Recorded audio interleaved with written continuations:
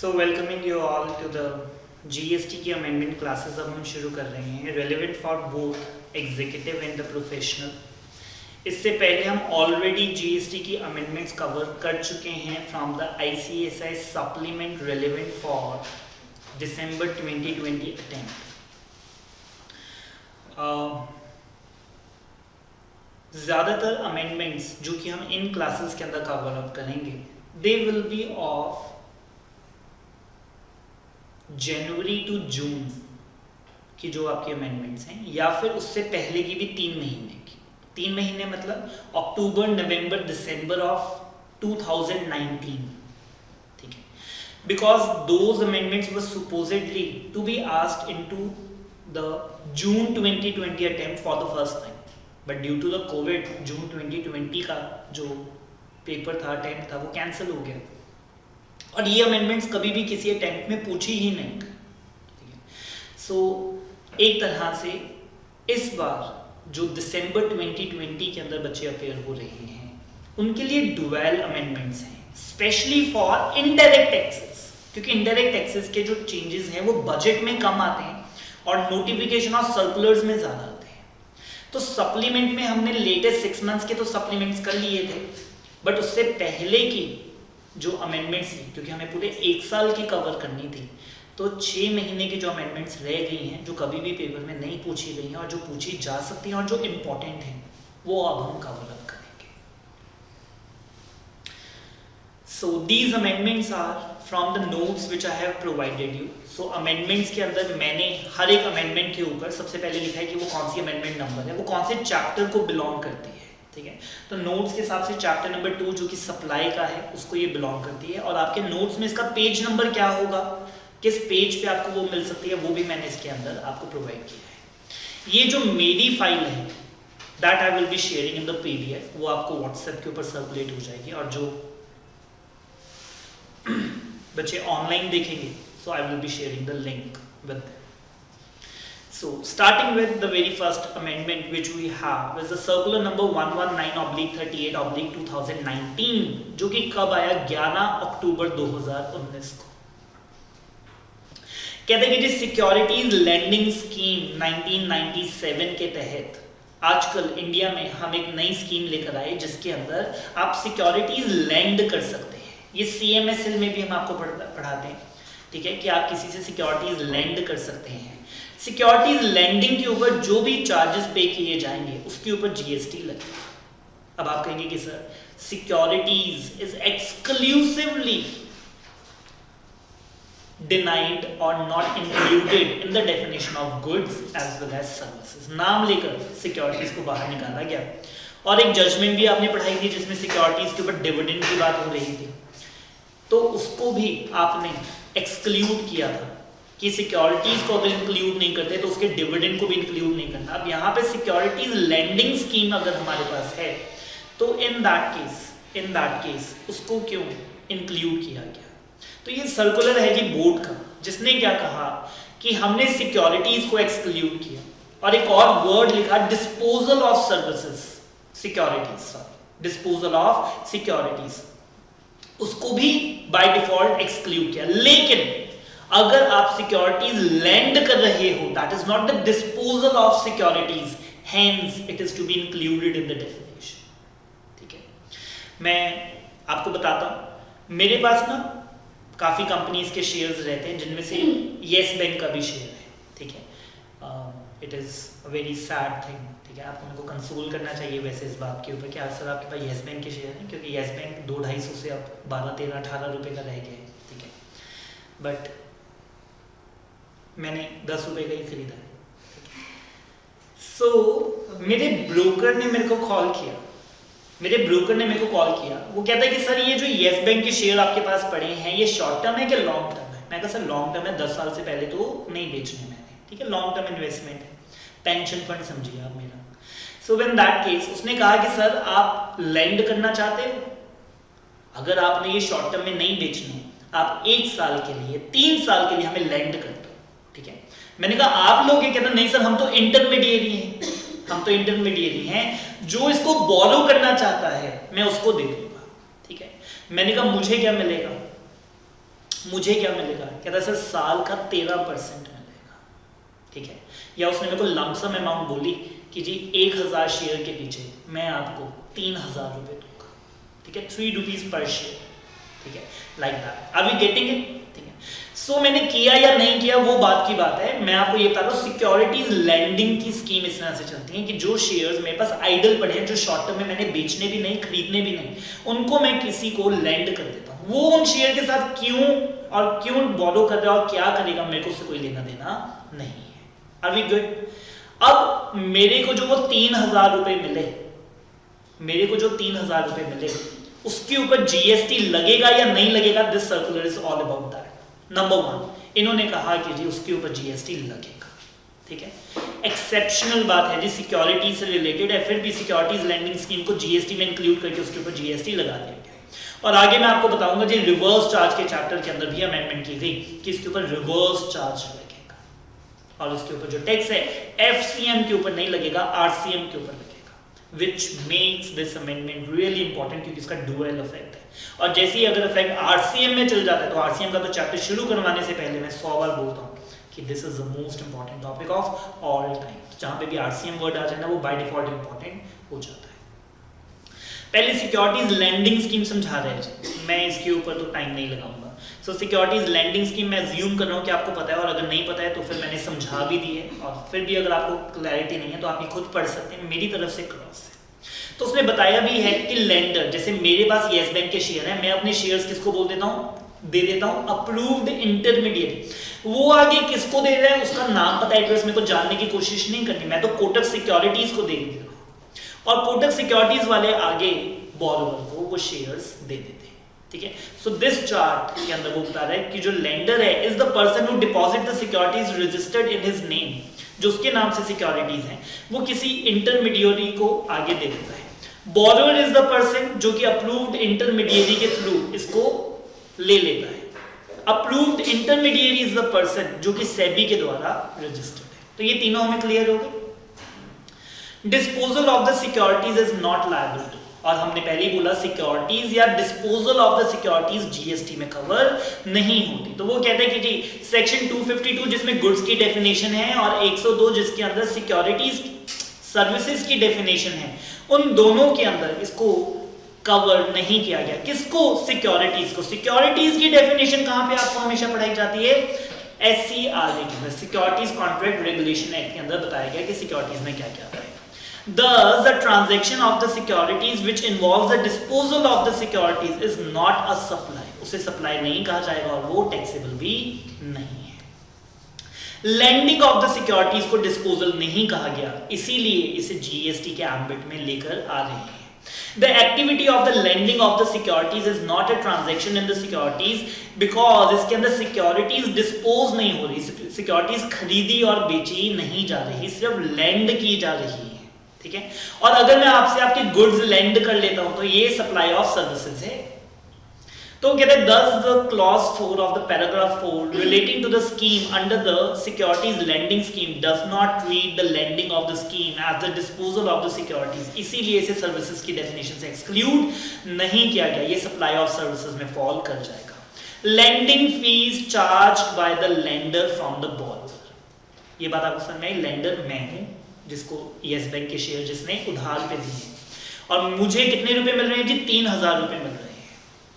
तो ये जो 3000 रुपए हैं, कहता है it is liable to the GST. The lender temporarily lends the securities held by him to a borrower, और उसके लिए वो लेंडिंग फीस चार्ज करता है। The borrower of the securities can further, वो उन सिक्योरिटीज के साथ क्या करे वो उसकी मनमर्जी है, वो आगे बेच रहा है, खरीद रहा है, ये सब कुछ जीएसटी में लायबल नहीं होगा। बट जो लेंडिंग फी हमने चार्ज की है, तो वो कहता है कि जी ये तो जीएसटी में हमेशा से आती थी। सर्कुलर आ जाएगा 11 अक्टूबर 2019 को, लेकिन सर्कुलर इज द क्लैरिफिकेशन। तो वो कहता है कि ये तो हमेशा से टैक्सेबल थे।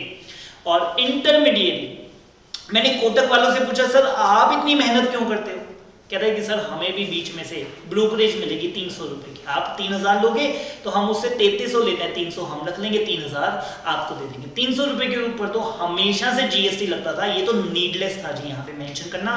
बात मुद्दा तो यहाँ पर 3000 रुपए का है जो सिक्योरिटीज लैंड करके मैंने पैसे कमाए हैं। ब्रोकर पे तो हमेशा से जीएसटी लगता था, वो कहता है कि जी उस पर तो लगेगा ही लगेगा। एंड द स्टार मार्क करने वाली जो बात है, जो पॉइंट नंबर 3 है, कहता है बोरोअर इज लायबल टू पे the GST under the RC. ये जो 3,000 रुपए के ऊपर जो जीएसटी लगेगा वो बोरोअर पे करेगा, लेंडर नहीं पे करेगा। लेंडर कौन है? Supplier of services. वो कौन है? Recipient of services. रेसिपिएंट पे करेगा जी आरसीएम के अंदर। और वो कहता है कि जी इसके अंदर मेरे ऊपर कोई भी रिस्पॉन्सिबिलिटी नहीं है, मेरे को तो 3,000 मिलेंगे, मैं अपने घर ले जाऊंगा, मैंने कोई जीएसटी जमा नहीं करवाना, जबकि इसके ऊपर जीएसटी लग रहा है। ये अमेंडमेंट क्लियर हुई आपको? चलिए जी, पेज नंबर 2.18 सप्लाई के चैप्टर की ही है। The central government write the notification number 25/2019 with effect from 30/9/2019 से है क्या? मैं आपको बता देता हूं जी, सुन लीजिए।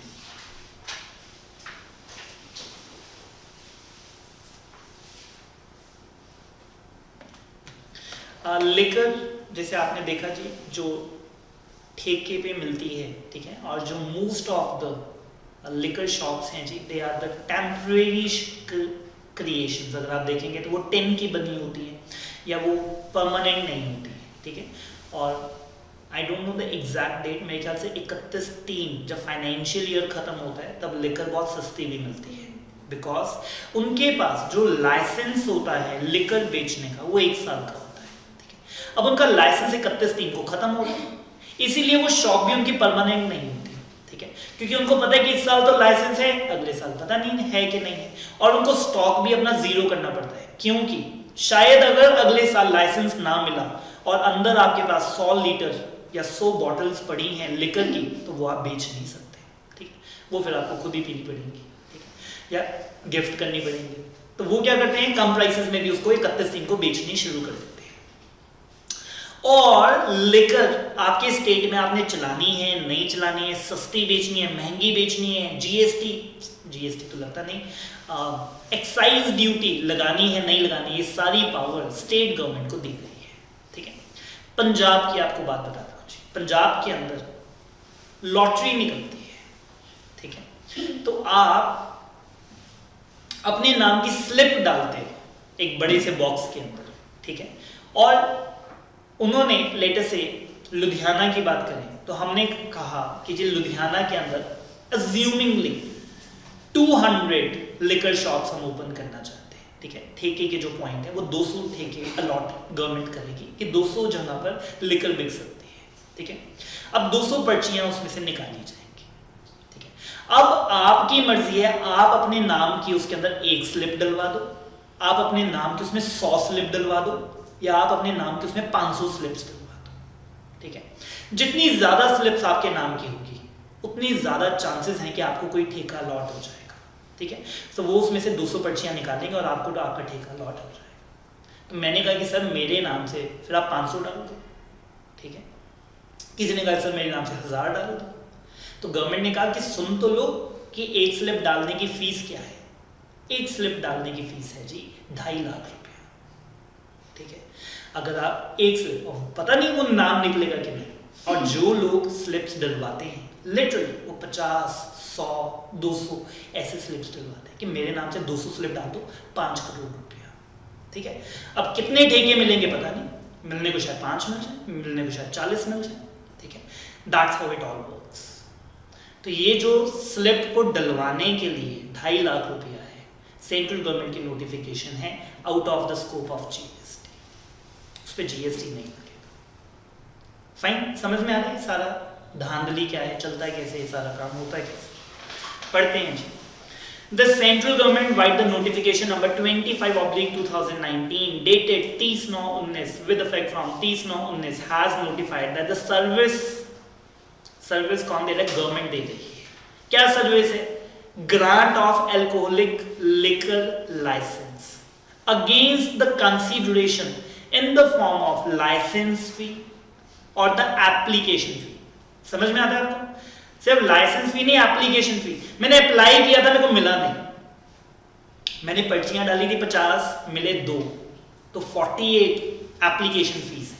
2 के केस में वो लाइसेंस फी बन गई, ठीक है। or by whatever name called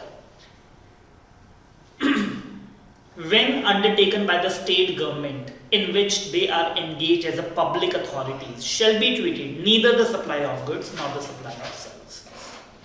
चलेगा जी? नेक्स्ट अमेंडमेंट है जी हमारे पास, that is chapter number 2 page number 23 के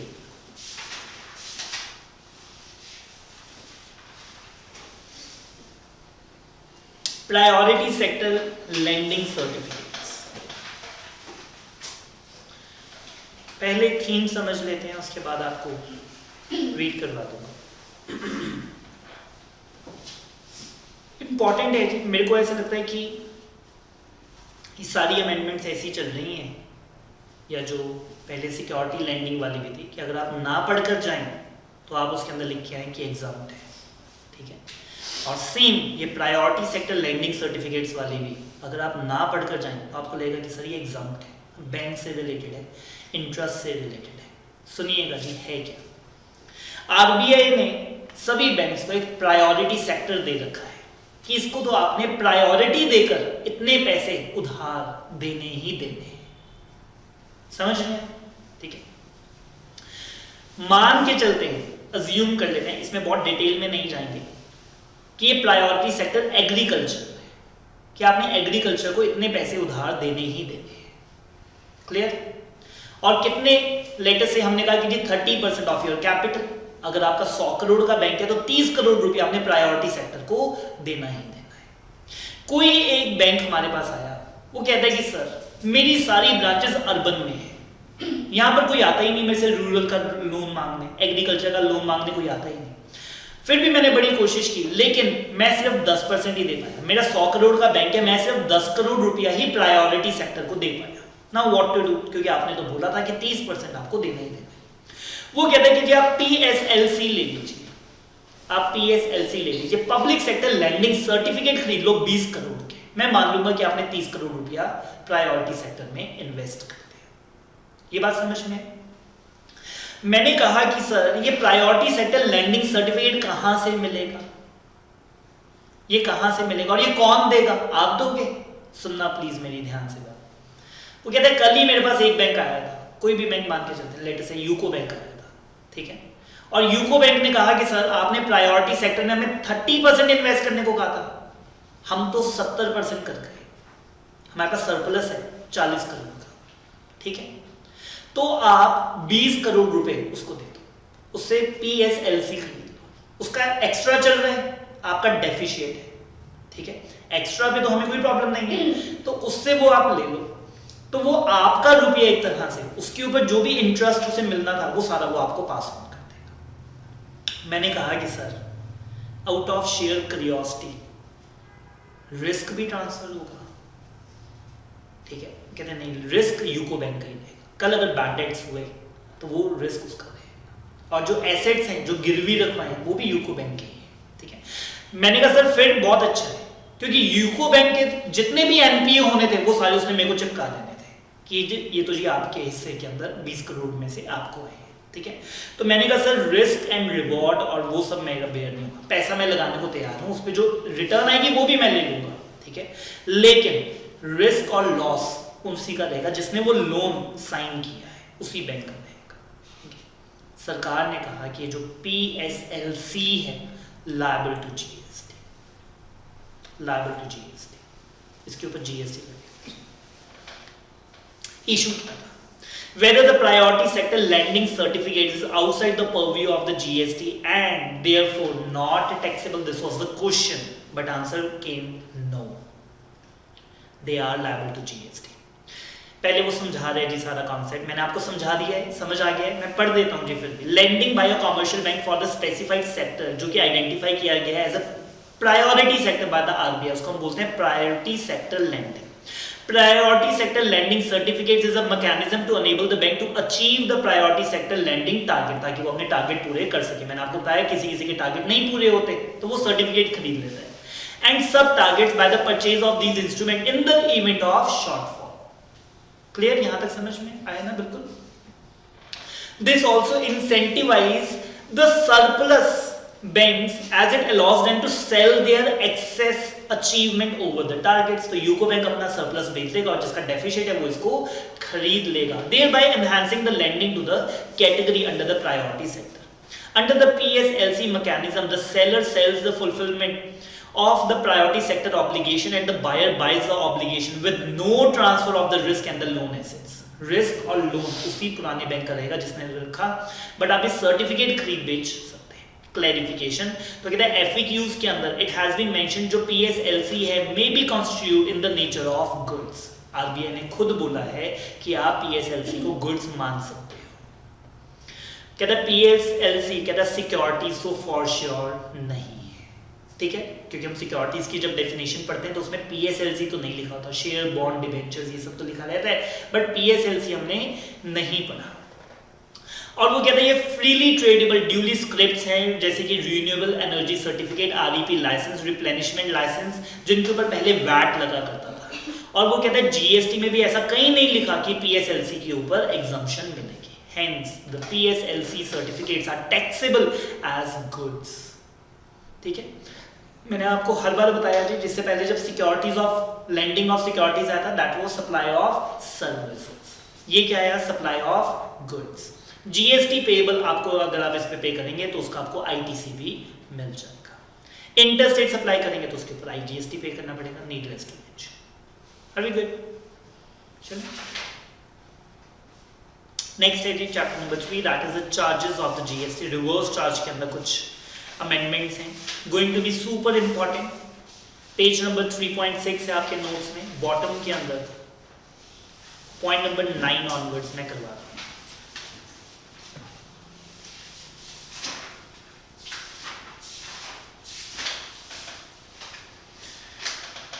बहुत सिंपल है, मेरे से सुन लीजिए. लेट अस से कि यंग ग्रुप ऑफ स्टूडेंट्स हैं जी जो कि कॉलेज गोएंगे, और उसमें से एक म्यूज़िक कंपोज करता है, एक सिंग करता है, एक फोटोग्राफी करता है, और वो एक अच्छी सी एल्बम बनाता है.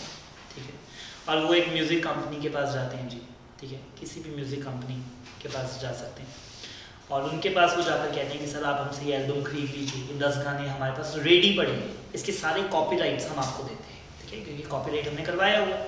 तो उनको भी वो अच्छा लगता है जी, और वो कहते हैं कि ये तो हिट हो जाएंगे, तो वो 10 करोड़ रुपए देकर उनसे वो सारे राइट्स ले लेते हैं. तो 10 करोड़ के ऊपर जो GST है वो रिवर्स चार्ज में म्यूजिक कंपनी को ही देना पड़ेगा, because company is a recipient and supplier कौन है? वो बैंड. ठीक है, वो ग्रुप ऑफ स्टूडेंट्स. सो कहते हैं कि स्टूडेंट्स कहाँ पे GST नंबर लेते फिरेंगे. सो अगर कोई म्यूजिक कंपोजर, फोटोग्राफर, आर्टिस्ट या जो भी सर्विसेज दे रहा है किसी म्यूजिक कंपनी प्रोड्यूसर को, तो प्रोड्यूसर को उसके ऊपर टैक्स खुद जमा करवाना पड़ेगा.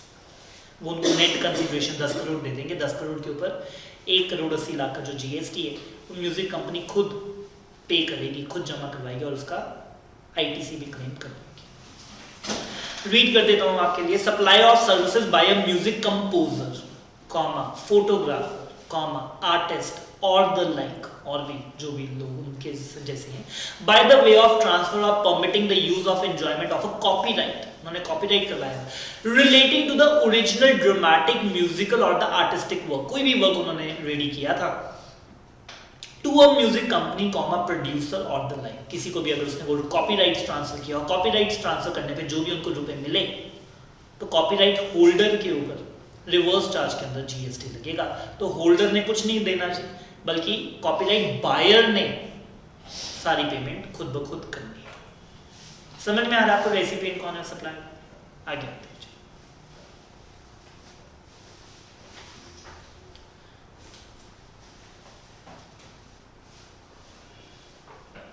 मोर और less the same.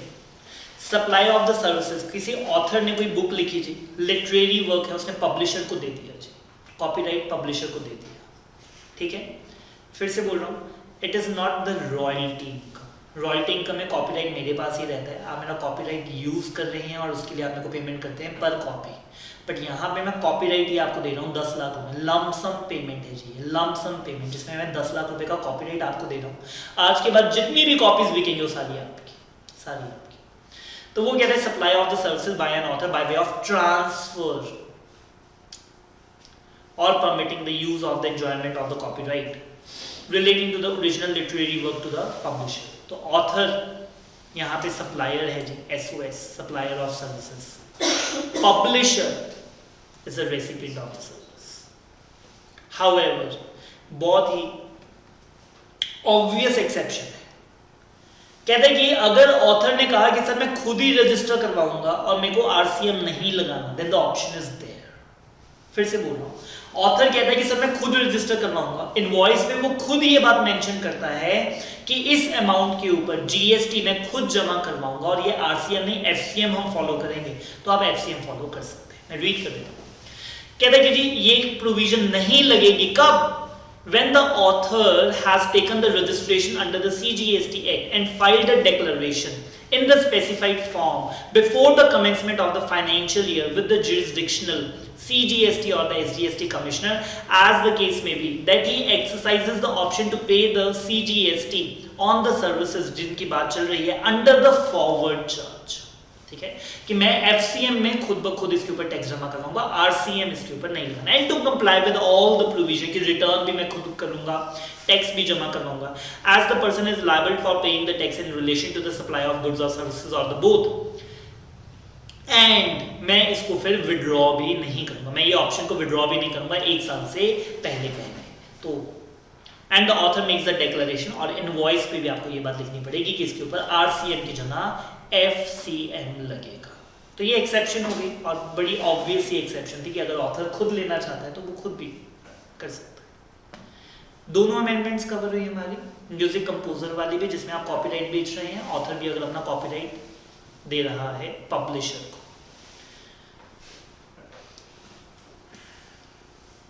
Point number 15 है जी बॉटम के अंदर, जिसको आप लिख सकते हैं टैक्सी सर्विसेज।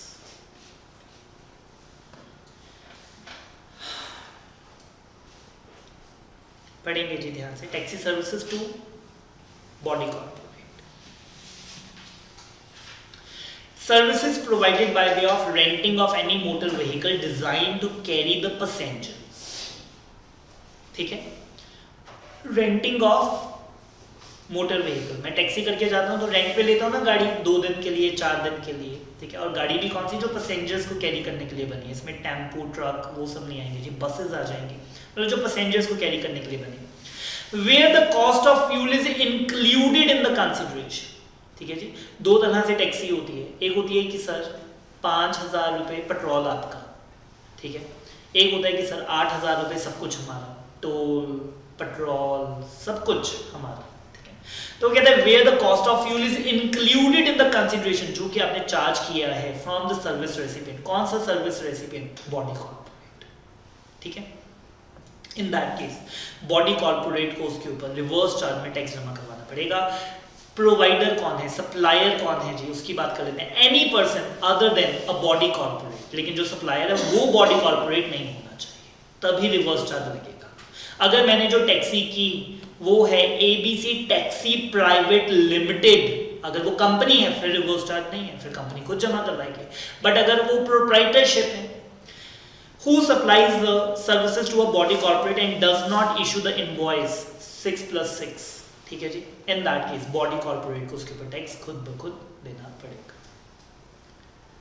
2 एक्सेप्शन आ गई, एक तो बॉडी कॉर्पोरेट और दूसरा रजिस्टर्ड। अगर सप्लायर ऑलरेडी रजिस्टर्ड है, अगर वो खुद 6+6 का टैक्स उसके ऊपर बेयर कर सकता है तो ठीक है। बट अगर ये दोनों केसेस नहीं है, अगर सप्लायर कहता है कि सर मेरे पास तो GST नंबर है ही नहीं, मैंने पूछा बॉडी कॉर्पोरेट हो, कहता नहीं सर बॉडी कॉर्पोरेट भी हम नहीं है, तो फिर बॉडी कॉर्पोरेट रेसिपिएंट को ये बात समझ में आनी चाहिए, इस पर रिवर्स चार्ज के तहत टैक्स हमें देना पड़ेगा। ये कहाँ कौन सी लाइन में लिखा है वो रजिस्टर नहीं होना चाहिए? इस लाइन में लिखा है जी, to a body corporate and does not issue the invoice for, क्योंकि अगर आप रजिस्टर्ड हैं तो इनवॉइस का चैप्टर कहता है every registered person while supplying any supply of goods और सर्विसेज इशू द इनवॉइस, उसको तो इनवॉइस इशू करना ही पड़ेगा। तो इनवॉइस क्यों नहीं इशू करते आप? क्योंकि आप रजिस्टर्ड ही नहीं है, आपके ऊपर सेक्शन 31 लगता ही नहीं। वेरी गुड, मैं फिर से रिपीट कर देता हूँ जी, थोड़ा सा टेक्निकल है। पहले टैक्सी सर्विसेज, गुड्स नहीं, गुड्स वाला तो फिर GTA में चला गया, सिर्फ पैसेंजर, और वही motor vehicle design to carry the passenger, और जहां पे कंसीडरेशन जो है दैट इज लमसम, जिसके अंदर फ्यूल का सब कुछ मिलाकर आपने कहा सर बीच में उक्का सुक्का हो गया। सप्लायर हमने कहा कि नंबर 1 बॉडी कॉर्पोरेट ना हो और दूसरा रजिस्टर्ड ना हो। रेसिपिएंट बॉडी कॉर्पोरेट ही हो तो आरसीएम लग जाएगा। अगले पेज पे आ रहे थे सिक्योरिटीज लेंडिंग स्कीम के तहत लेंडर और बोरोवर, मैंने आपको बताया जी बोरोवर के ऊपर आरसीएम लग जाएगा। Borrower, that is the person who borrows the securities. Lender कौन है जी? Who deposit the securities with the intermediary. Intermediary कौन सा? जो सेबी के साथ रजिस्टर्ड है, ठीक है।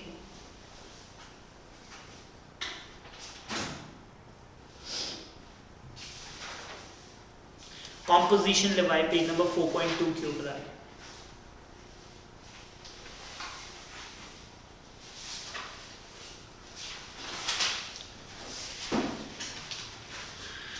कॉम्पोजिशन लेवाई किसको नहीं मिलता, वो सेक्शन 10 सब सेक्शन 2 में हमने बताया है जी।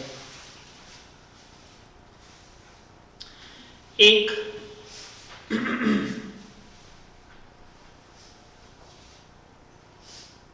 सप्लायर ऑफ सर्विसेज को नहीं मिलता जी, ठीक है। रेस्टोरेंट वालों को मिल जाता, they are the exception. Supplier of goods जो कि जीएसटी में फॉल ही नहीं करते, जब जीएसटी में फॉल ही नहीं करते तो कॉम्पोजिशन में आके क्या करेंगे, इंटरस्टेट सप्लायर को नहीं मिलता, और जो इको के थ्रू देते हैं उनको नहीं मिलता। और नोटिफाइड गुड्स में अमेंडमेंट है जिसके लिए मैं आपको ये करवा रहा हूँ। आइसक्रीम और द एडिबल आइस जिसमें कोकोआ है या नहीं है। पान मसाला अमेंडमेंट 1 अक्टूबर 2019 से एरिएटेड वाटर्स और टबैको सब्सिडी। टबैको पे भी मैंने आपको बताया कंपनसेशन सेस, और क्या नहीं लगता जितना टैक्स, और टबैको पे तो एक्साइज भी लग रहा है, एक्साइज भी लगता है, जीएसटी भी लगता है और कंपनसेशन सेस भी लगता है।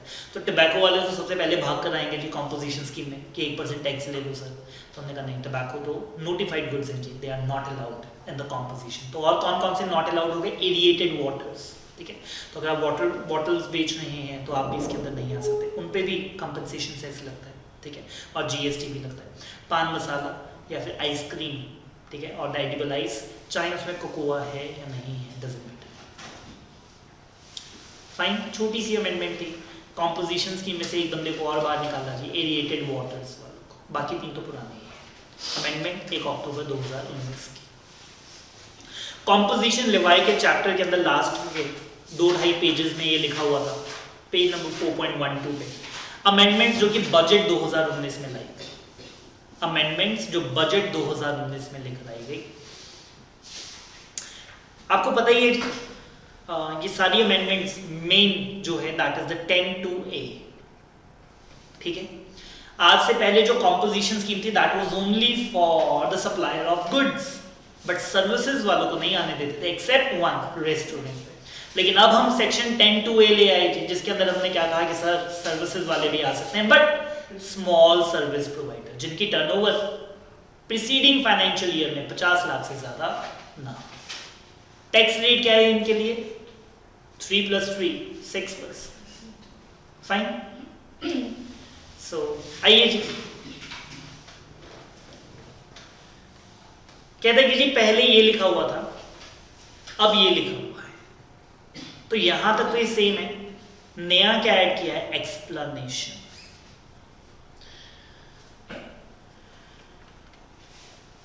ये प्रोविजन याद है आपको, सबसेक्शन 1, मैं याद करवा देता हूं आपको, सुन लीजिए प्लीज। हमने कहा कि सर ये जो कॉम्पोजिशन स्कीम है, जो ओरिजिनल जो पुरानी कॉम्पोजिशन स्कीम जो सिर्फ गुड्स के लिए है, तो वो कहते यस। तो हमने कहा सर सर्विसेज भी अगर हम देते हो, कहता फिर नहीं। मैंने कहा सर बट थोड़ी बहुत सर्विसेज तो सबको देनी पड़ती है। लेट से जो मैं गुड्स बेच रहा हूँ, कोई रिपेयर के लिए आ गया, अब मैं उसको ये थोड़ी ना बोलूंगा कि सर हम नहीं रिपेयर कर सकते, क्योंकि रिपेयर किया तो ये सप्लाई ऑफ सर्विसेज हो जाएगी, और सर्विसेज देते ही हम कॉम्पोजिशन स्कीम से बाहर हो जाएंगे। तो हमने आपको क्या कहा था कि जी 10% ऑफ द टर्नओवर और 5 lakh, whichever is higher, whichever is higher. तो अगर मेरी टर्नओवर 1 करोड़ 30 लाख थी, पहली बात क्या मैं कॉम्पोजिशन में एलिजिबल हूं? 1 करोड़ 30 लाख रुपए सप्लाई ऑफ गुड्स वाला, क्या कॉम्पोजिशन में eligible? What is the threshold निष्ठा? हाँ जी, which average less है? विच एवर इज लेस आएगा। क्यों? सर छोटे शॉपकीपर्स के लिए आपने बोला, फिर अगर ये 1.5 करोड़ और 75 लाख। ठीक है जी, मोस्ट ऑफ द स्टेट्स के लिए 1.5 करोड़ है जी, जो स्पेसिफाइड है उनके लिए 75 लाख है। पंजाब की अगर बात करें देन इट इज 1.5 करोड़, और मेरी टर्नओवर गुड्स की अगर 1 करोड़ 30 लाख है तो 13 लाख या 5 lakh whichever is higher तक मैं सर्विसेज दे सकता हूँ। ठीक है, थोड़ी बहुत सर्विसेज तो आपको अलॉ करनी पड़ेगी ना, बट अगर आप 13 लाख से भी ज्यादा सर्विसेज दे रहे हो आउट ऑफ द स्कीम, फिर आपको स्कीम से बाहर जाना पड़ेगा, बिकॉज प्रिस्क्राइब्ड लिमिट से ज्यादा सर्विसेज आपने दे दी। ये बात क्लियर हुई आपको? तो ये नोटिफिकेशन थी, लेकिन एक्सप्लेनेशन में वो क्या कहता है कि टर्नओवर के अंदर, टर्नओवर की जब आप कंप्यूट करेंगे for the purpose of the second proviso, second proviso यही है कि आप कितनी सर्विसेज दे सकते हैं, यही है जी सेकंड प्रोवाइजो, नॉटविथस्टैंडिंग कि आप कितनी दे सकते हैं। The value of exempt supply of services provided by way of extending the deposits, loan, advances in so far as for the consideration, जिसमें आप पैसे उधार पर देते हो और उससे अगर आपको इंटरेस्ट इनकम आ रही है तो वो exempt services है, is represented by way of interest or the discount shall not be taken into account for determining the turnover। तो मैं जो उसको अपनी टोटल टर्नओवर बोलता था, जो मैंने बोली थी 1 करोड़ 30 लाख, वो कहता है कि जी 1 करोड़ 30 लाख में टैक्सेबल और एग्जम्प्ट दोनों है। मैंने कहा हाँ जी दोनों है। वो कहता है कि जी 1 करोड़ 30 के अंदर आपने इंटरेस्ट कितना ऐड किया? मैंने कहा सर 10 लाख रुपए की इंटरेस्ट इनकम है। कहता है इसको बाहर निकाल लो, 1 करोड़ 20 लाख का 10% करना पड़ेगा या 5 लाख विच टर्नओवर जिसका 10% करने को कहा था, उस टर्नओवर में आप इंटरेस्ट इनकम या डिस्काउंटिंग इनकम जिसमें आप लैंडिंग ऑफ द मनी कर रहे हैं जो कि एग्जम्प्ट इनकम है उसको इंक्लूड नहीं करेंगे। 10% ऑफ द टर्नओवर में आपने लोन्स के ऊपर जो इंटरेस्ट मिला है उसको इंक्लूड नहीं करना है। तो ये तो ऑलरेडी वो जहाँ पे सेक्शन है वहाँ पे ही लिखा हुआ, तो फिर ये स्पेसिफिकली तो मेंशन करें।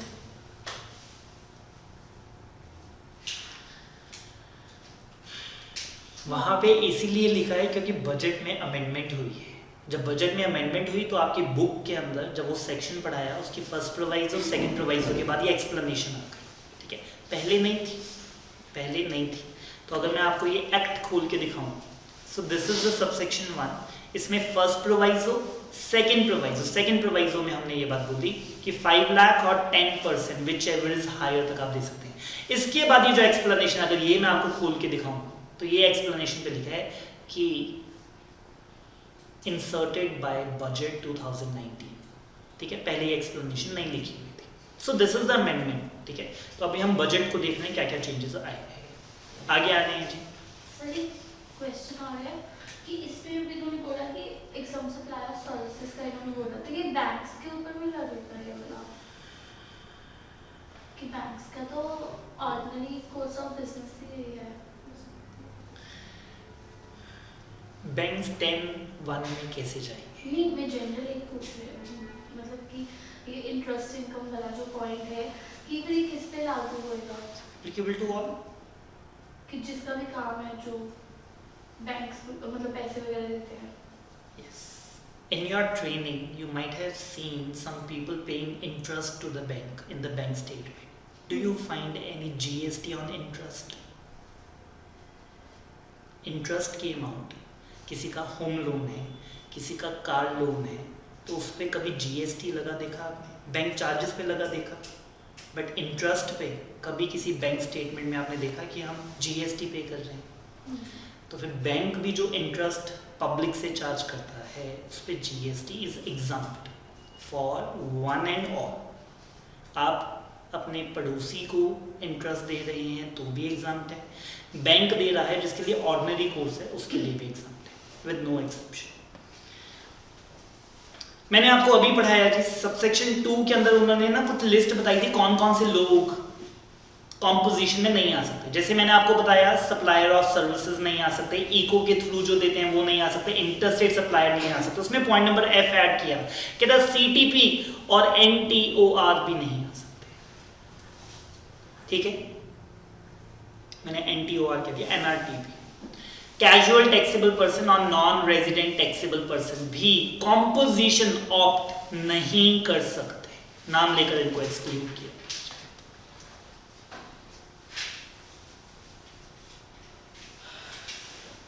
ये देखिए जी, ये भी अमेंडमेंट बजट के अंदर आई है, पॉइंट नंबर F वाली। मैं फिर से बता देता हूँ कि कौन से लोग इस स्कीम में नहीं आ सकते, पूरा दोबारा से पढ़ा देता हूँ।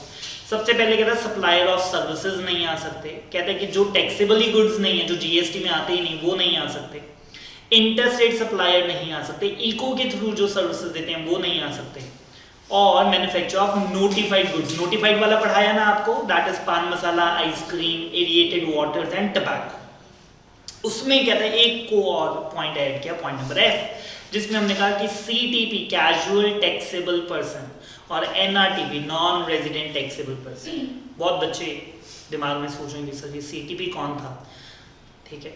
सो जिनके नहीं याद में आ रहा जिसकी CTP कौन था रजिस्ट्रेशन के चैप्टर में, so they are in the deep trouble, अगर आपको CTP और NRTP नहीं पता कि वो कौन था। चलिए जी, सो ये वाली अमेंडमेंट भी हमारी कवर अप हो गई, जिसके अंदर हमने कहा कि जी CTP और NRTP भी कॉम्पोजिशन स्कीम में नहीं आ सकते। फाइन जी। फिर वो कहते हैं कि जी 10(2) के बाद हमने 10(2)A भी ऐड किया। मैंने आपको बता दिया 10(2)A, मैं रिपीट कर देता हूँ जी यहाँ पर, notwithstanding anything contrary but subject to the provision of the subsection 3 and 4, मतलब रिवर्स चार्ज तो इनके ऊपर लगेगा। A registered person not eligible to opt in, अगर आप 10(1) और 10(2) में नहीं आ पा रहे, whose aggregate turnover preceding financial year में 50 लाख से ज्यादा नहीं होनी चाहिए, may, obviously ऑप्शनल है जी, कंपल्सरी तो है नहीं, may opt कि आप 9(1) के अंदर फुल ऑन टैक्स पे करने की बजाय आप 3% टैक्स दे दीजिए, 3% CGST और 3% SGST, या फिर 6% ऑफ, है ना। कितने नालायक बच्चे हैं। इंटरस्टेट सप्लायर नहीं हो सकता। अच्छा, ठीक है जी। आइए जी, और वो कहते हैं कि जी आप 3+3% इसके ऊपर दे दीजिए, और सप्लायर ऑफ सर्विसेज के लिए भी हम कॉम्पोजिशन स्कीम ले आए, 10(2)A, इनके लिए अलग सेक्शन दिया है। लेकिन अगर आपके ऊपर GST लगता ही नहीं, फिर आप मत आना। अगर आप इंटरस्टेट देते हो प्लीज फिर मत आना। अगर आप 52 इको के थ्रू देते हो फिर मत आना। नोटिफाइड सर्विसेज अगर आप दे रहे हैं फिर मत आना। और NRTP और CTP हैं तो प्लीज इसमें मत आना, ठीक है। तो CTP और NRTP भी इसके अंदर भी एक्सक्लूडेड हैं कि वो नहीं आ सकते, ना गुड्स के लिए ना सर्विसेज के लिए। प्लीज कोई भी डाउट है जी किसी भी वर्ड में, लाइन में, कॉन्सेप्ट में, थीम में, तो प्लीज अभी पूछ लीजिए, दिस इज द टाइम। और ये तो ऑब्वियस सी बात है जी, एक पैन पे अगर आप 4 बिजनेस करते हैं तो अगर एक के लिए कॉम्पोजिशन में जाएंगे तो बाकी 3 के लिए भी जाना पड़ेगा। आप ऑप्शनल नहीं कर सकते। जैसे मैं CA की सर्विसेज भी देता हूँ और कोचिंग की सर्विसेज भी देता हूँ, तो अगर CA के लिए मैं इसके अंदर चला गया तो फिर मैं कोचिंग के लिए भी मेरे को कॉम्पोजिशन में जाना ही पड़ेगा। बाकी सब सेक्शन में कहता है कि अब माइनर से चेंजेस हैं जी। अब वो कहता है कि जी अगर आपकी टर्नओवर एक्सीड कर जाती है तो आप स्कीम से बाहर आ जाओगे। पहले लिखा था सबसेक्शन 1, अब लिखता है एंड 2A, मतलब 1.5 करोड़ एक्सीड करके तो 1 से बाहर आ जाओगे, 50 लाख एक्सीड करके तो आप 2A से भी बाहर आ जाएंगे। तो इतनी माइनर सी अमेंडमेंट है। 4 में भी उसने यही बात बोली है कि अगर आप 2A को ऐड किया जी और कुछ भी ऐड नहीं किया। 5th में भी जहां पे सबसेक्शन 1 लिखा था, जो गुड्स की कॉम्पोजिशन स्कीम थी, उसके साथ सर्विसेज की कॉम्पोजिशन स्कीम का भी सेक्शन ऐड किया गया है। तो बाकी सब सेक्शंस में जो अमेंडमेंट्स हैं वो बहुत ही माइनर है, पहले पेज की अमेंडमेंट्स ही रेलेवेंट थी। एक्सप्लेनेशन ऐड की गई थी आफ्टर सबसेक्शन 5, मोर और less repeat. For the purpose of computing the aggregate turnover of the person, determining the eligibility, कि आप इस सेक्शन के अंदर aggregate turnovers को जब आप ऐड कर रहे हैं तो वो कहता है कि जी सच पर्सन 1 अप्रैल से financially up to the date when he becomes liable to the registration shall not include the value of exempt supply को आपने टोटल टर्नओवर में ऐड नहीं करना। ठीक है, फिर से बोल रहा हूँ कि जब आप एग्रीगेट टर्नओवर में एलिजिबिलिटी उसकी देख रहे हैं तो आप उसके अंदर एग्जम्प्ट सप्लाई कौन सी, जिसमें आप लोन, डिपॉजिट्स, पैसा किसी को उधार पे देते हैं और उस पर कमाई कैसे होती है, या फिर इंटरेस्ट से या फिर डिस्काउंट से, तो वो कहते हैं कि इन दैट केस आपको वो इंक्लूड नहीं करनी। एक्सप्लेनेशन 2 मेरी तरफ से क्रॉस है, ठीक है। ये नॉट सो रेलिवेंट, तो ये स्केपेबल है, सो मैं ये क्रॉस कर रहा हूँ। तो यहाँ पे हमारा ये वाला कॉन्सेप्ट खत्म हो जाता है। Coming further, chapter number 6, place of supply, page number 6.32।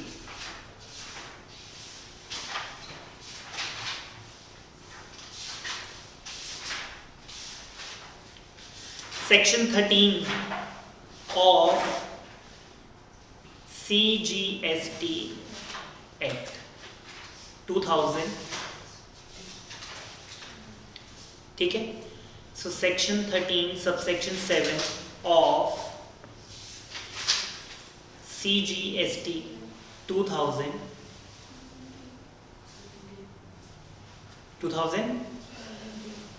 ठीक है। क्या कहता है ये section?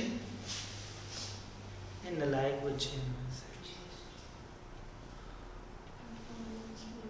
IGST, place of supply में कौन से सेक्शंस चलते हैं? किसी को पता ही नहीं जी, 3 बार हाईलाइट करके बोल रहा हूँ, no one is correcting me. Section 13 subsection 7 ऑफ IGST 2017 में हमें सेक्शन 12 और 13 बताते हैं POS कैसे डिसाइड होगा in case of services. Section 12 कब लगता है? जब सप्लायर और रेसिपिएंट दोनों इंडिया के हैं। 13 कब लगता है? जब दोनों में से कोई एक या दोनों इंडिया के बाहर के हैं। कोई एक बाहर का कोई एक बाहर का, ठीक है। So in that case section 13 subsection में कौन सा हुआ? या फिर तो रेसिपिएंट या सप्लायर इंडिया के बाहर का। और वो कहते हैं कि जी आपने जो सर्विसेज दी हैं they are more than in one state, ठीक है, मोर देन वन स्टेट। जैसे मैंने किसी को, इसमें अगर आपको ऊपर वाले सेक्शन याद कराऊं कि services related to immovable property, services in related to movable property और services in related to persons और द इवेंट्स, ये याद है आपको सारा। सो अगर वो कहता है कि जी अगर वो मोर देन वन स्टेट और यूटी के अंदर हो तो एक्ट क्या कहता है? ध्यान से करेंगे, ईच ऑफ द स्टेट और द यूटी और वैल्यू जो है वो आपको प्रोपोर्शनेट करनी पड़ेगी। प्रोपोर्शनेट आप कैसे करेंगे? कहता कॉन्ट्रैक्ट या एग्रीमेंट पढ़ के आप निकालो। लेकिन अगर आप कहते हैं सर कॉन्ट्रैक्ट या एग्रीमेंट है नहीं या उनमें ऐसी कोई क्लॉज नहीं है, in that case as may be prescribed. As may be prescribed का मतलब रूल्स में जाके पढ़ो। और साथ में हमारे जी फिर रूल 7 के रूल 7 कब से लगना शुरू हुआ? 1/1/2019 विच प्रोवाइड्स दैट अगर तो आपने जो सर्विसेज दी हैं वो सेम गुड्स के ऊपर है फिर तो आप इक्वल बांट दो, सेम गुड्स के ऊपर है, ठीक है। सेम गुड्स मतलब जो 2 स्टेट में उसके गुड्स थे वो बिल्कुल सेम थे, वो बिल्कुल सेम थे, फाइन। तो आप उसको इक्वल बांटो। एग्जांपल देता हूं, मैंने किसी की इंश्योरेंस की सर्विसेज दी। इंश्योरेंस कहां से करवाई? इंडिया के बाहर से। इंश्योरेंस कहां से करवाई? कोई ग्लोबल इंश्योरेंस थी, इंडिया के बाहर से। प्लीज ध्यान से सुनो। और 2 गाड़ियां हैं जी मेरे पास, एक लुधियाना में एक दिल्ली में, दोनों same model, same car, everything is the same, ठीक है। तो जो सर्विसेज मैं अलग अलग स्टेट में ले रहा हूं क्या वो अलग अलग गुड्स हैं? जी नहीं, they are the same goods. तो वो कहते हैं कि जो लमसम बिल बन के आया ना 1 लाख का, इक्वल बांट दो, 50,000 और 50,000। ये बात क्लियर है? मैंने कहा sir point number 2, they are not the same goods, they are different goods. फिर वो कहते हैं कि जी फिर आप invoice value of the goods के अंदर, ऑफ द ईच स्टेट के अंदर। अब 2 गाड़ी हैं जी, लुधियाना वाली गाड़ी 10 लाख की और दिल्ली वाली 50 लाख की। तो वो कहते हैं कि जी फिर इनवॉइस वैल्यू 10/60, ठीक है जी, और उसमें 50/60। तो जितने की जौन सी गाड़ी है उस वैल्यू में आप बांट देंगे। अगर तो दोनों सेम थे फिर तो इक्वल बांट दीजिए। बट वो कहता है कि डिफरेंट गुड्स हैं, in that case invoice value of the goods in each of the state और the UT of which services perform, तो ratio of the value of services को भी उनके वैल्यू के हिसाब से करते हैं। और वो कहते हैं अगर सर्विसेज जो हैं वो इंडिविजुअल्स को दी गई हैं, कोई मेकअप की सर्विस है, कोई और सर्विस है, कोई भी सर्विस दी गई है, तो वो कहता है as per the GAAP general accepted accounting principles के थ्रू फिर उनको किया जाएगा। एमसीक्यू पॉइंट ऑफ व्यू से एग्जीक्यूटिव में ये बहुत इंपॉर्टेंट है, प्रोफेशनल के अंदर भी ये आ सकता है। फाइन, फिर से बता रहा हूँ, वो कहता है कॉन्ट्रैक्ट पढ़ो, उससे पता लगेगा। अगर कॉन्ट्रैक्ट है ही नहीं या कॉन्ट्रैक्ट में ऐसी कोई बात है ही नहीं, फिर रूल 7 कहता है कि अगर गुड्स सेम है तो इक्वल बांट दो, गुड्स अलग अलग हैं तो गुड्स की वैल्यू के हिसाब से सर्विसेज की वैल्यू बांटी जाएगी। अगर हमने कहा सर गुड्स है ही नहीं, पर्सन्स हैं, फिर वो कहता है गैप के पास जाना पड़ेगा, जनरली एक्सेप्टेड अकाउंटिंग प्रिंसिपल्स बताएंगे। इसमें एक एग्जाम्पल भी है जी, कहता है हमारे पास एक ड्रेजिंग मशीन थी और एक टेस्टिंग सर्विसेज हमने इस मशीन की करनी थी, और जो मशीन है वो उड़ीसा और आंध्र प्रदेश में है। तो वो कहता है कि जी क्योंकि ये सेम मशीन दोनों तरफ है, सेम मशीन दोनों तरफ है, तो वो कहता है कि जी आप दोनों को इक्वली डिवाइड कर दीजिए, जो भी आपका बिल है दोनों में इक्वली डिवाइड कर दीजिए। फिर वो कहता है कि जी आपने कोई सर्विसेज ऑफ 2 कार सर्विसिंग करवानी थी अपनी 2 गाड़ियों की। कहता है एक गाड़ी जे मैन्युफैक्चर, मतलब लेटर से कोई अलग ब्रांड की है, और दूसरी वो कहता है कि जी मैन्युफैक्चर ए की है, ठीक है, लेटर से एक होंडा की और एक ह्यूंडई की है, ठीक है, तो दोनों गाड़ियां अलग अलग मॉडल की हैं। अब वो कहता है the value of service attributable, तो वो कहता है कि जी by applying the ratio of the invoice value of the cars, दोनों गाड़ियों की वैल्यू निकालें और उसमें फिर उनको प्रोपोर्शनेट किया जाएगा, ठीक है। अब वो कहता है कि जी आपने मेकअप आर्टिस्ट है, उसने सर्विसेज देनी है मिस्टर ए को, कहता है कि जी कुछ सर्विसेज मुंबई में देनी है और कुछ सर्विसेज उनके गोवा में शूटिंग है तब आपने देनी है। तो वो कहता है यहाँ पर आपको गैप लगाना पड़ेगा। गैप क्या कहता है, वो आउट ऑफ द सिलेबस है, ठीक है, इतना दूर तक नहीं जाएंगे। सो फाइन, ये अमेंडमेंट भी हमारी कवर हो गई। Place of supply, amendment number 7, page number 6.36। Intermediary की सर्विसेज याद है आपको? इंटरमीडिएरी में SOS देखा जाता है जी, सप्लायर ऑफ सर्विस, जहां पे इंटरमीडिएरी है। एग्जम्पशन ध्यान से पढ़ेंगे जी, कहते हैं services provided by an intermediary exempt हो जाएगी अगर दोनों सप्लायर और रेसिपिएंट ऑफ, हाईलाइट करेंगे जी, goods is outside the taxable territory, ठीक है। मैंने आपको ये बताया था कि मैंने गुड्स जर्मनी से लेकर न्यूयॉर्क में बेच दिए, बीच में मेरे को कमीशन आ गई, ये एग्जम्प्ट है जी मेरे हाथ, ये मेरे हाथ में एग्जम्प्ट रहेगा, क्योंकि ना सप्लायर इंडिया का ना रेसिपिएंट इंडिया का, और ये एग्जम्प्ट रहेगा, ये इंडिया के इंटरमीडिएरी के हाथ में जो भी उसे कमीशन आई 2, 4, 5, 10 लाख रुपए की, वो एग्जम्प्ट रहेगी। 5 करोड़ के गुड्स मैंने जर्मनी से खरीद के न्यूयॉर्क में बेच दिए, सो मैं एजेंट था, इंटरमीडिएरी था और मेरे हाथ में, लेकिन अमेंडमेंट में वो कहता है कि जी आपको डॉक्यूमेंट्स मेंटेन करने पड़ेंगे 5 साल तक। नंबर 1 बिल ऑफ लेडिंग, मैंने आपको बताया ये बिल्टी को बोलते हैं जी हम, जो रूटीन में इधर आप GTA से बिल्टी लेते हैं, that is the bill of lading. फिर वो कहता है कि जी copy of executed signed contract between the supplier and the seller and the receiver and the buyer. Copy of commission debit note, जो कि आपने इंटरमीडिएरी सर्विसेज के लिए रेज किया था, from the taxable territory to non taxable territory. Copy of certificate of origin, कि वो जो गुड्स थे वो इंडिया के नहीं थे। Declaration letter from the intermediary service provider in the taxable territory on the company letterhead confirming that ये जो commission debit note है जिसमें buyer और supplier दोनों इंडिया के बाहर के, तो ये सारे डॉक्यूमेंट्स आपको मेंटेन करने पड़ेंगे, तभी आप ये एग्जम्पशन क्लेम कर पाएंगे। और डॉक्यूमेंट्स कितनी देर के लिए मेंटेन करने हैं? 5 साल के। अमेंडमेंट है जी 1 अक्टूबर 2019 से लगनी शुरू हुई। फाइन, सो आज हम इतनी ही अमेंडमेंट्स कवर अप करेंगे and remaining amendments most likely कल की डेट में हमारी सारी खत्म हो जानी चाहिए। प्लीज़ अच्छे से आप रिकॉल करेंगे, और आगे के चैप्टर्स अगर आपने थोड़े गो थ्रू भी करके आने हो तो आप करके आ सकते हैं, but will try our level best कि कल की क्लासेस के अंदर हम सारी अमेंडमेंट्स अपनी कंक्लूड करें।